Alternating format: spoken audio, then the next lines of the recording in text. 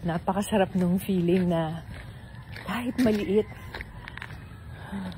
basta ikaw ang nagpundar. Ang sarap ng feeling. Ayan o. Sarap ng feeling.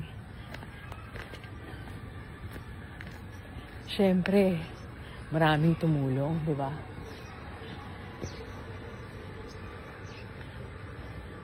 Pero kailangan mo talagang maging determinado.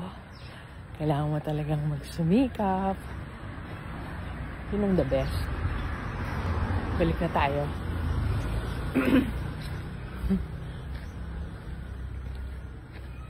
Gusto ko to eh. Lalakad lang ako. Kasama ko yung sky. Have a nice day, everyone. Mwah.